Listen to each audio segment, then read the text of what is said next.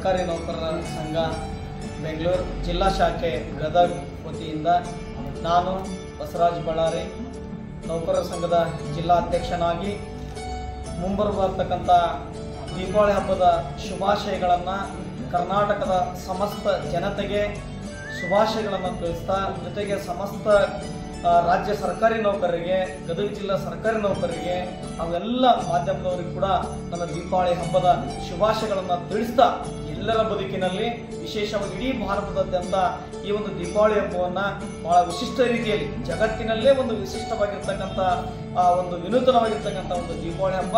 ಈ ದೀಪಾವಳಿ ಹಬ್ಬ ಎಲ್ಲರ ಬದುಕಿನಲ್ಲಿ, ಈ ದೇಶದ ಪ್ರತಿಯೊಬ್ಬ ಒಂದು ವ್ಯಕ್ತಿಯ ಜೀವನದಲ್ಲಿ ಒಂದು ಬೆಳಕನ್ನು ತರಲಿ ಅಂತೇಳಿ ನಾನು ಈ ಸಂದರ್ಭದಲ್ಲಿ ಅತ್ಯಂತ ಹೃದಯಪೂರ್ವಕವಾಗಿ ನಾನು ಶುಭಾಶಯಗಳನ್ನು ತಿಳಿಸ್ತೀನಿ. ಜೊತೆಗೆ ಏನು ಮುಂದೆ ಬರ್ತಕ್ಕಂಥ ಏನು ಕರ್ನಾಟಕ ರಾಜ್ಯೋತ್ಸವ ನವೆಂಬರ್ 1ಕ್ಕೆ ನಾವು ಕರ್ನಾಟಕ ರಾಜ್ಯೋತ್ಸವವನ್ನು ಆಚರಣೆ ಮಾಡ್ತಾ ಇದ್ದೀವಿ. ಆ ಒಂದು ಕರ್ನಾಟಕ ರಾಜ್ಯೋತ್ಸವದ ಶುಭಾಶಯನೂ ಕೂಡ ನಮ್ಮ ಸಮಸ್ತ ಕರ್ನಾಟಕ ಜನತೆಗೆ ಶುಭಾಶಯಗಳನ್ನು ತಿಳಿಸ್ತಾ ಇದ್ದೀನಿ. ಸಮಸ್ತ ಕರ್ನಾಟಕ ನೌಕರರಿಗೆ ಕೂಡ ನಾನು ತಿಳಿಸ್ತಾ ಇದ್ದೀನಿ. ಜೊತೆಗೆ ವಿಶೇಷವಾಗಿ ಕರ್ನಾಟಕ ರಾಜ್ಯೋತ್ಸವ ಅಂತಕ್ಕಂಥ ಒಂದು ಕಾರ್ಯಕ್ರಮ ಇಡೀ ನಮ್ಮ ಕರ್ನಾಟಕದಲ್ಲಿ ಇಡೀ ಒಂದು ತಿಂಗಳಾದ್ಯಂತ ನಾವೆಲ್ಲರೂ ಕೂಡ ವಿಶಿಷ್ಟ ರೀತಿಯಲ್ಲಿ ಆಚರಣೆಯನ್ನು ಮಾಡ್ತಿದ್ದೀವಿ.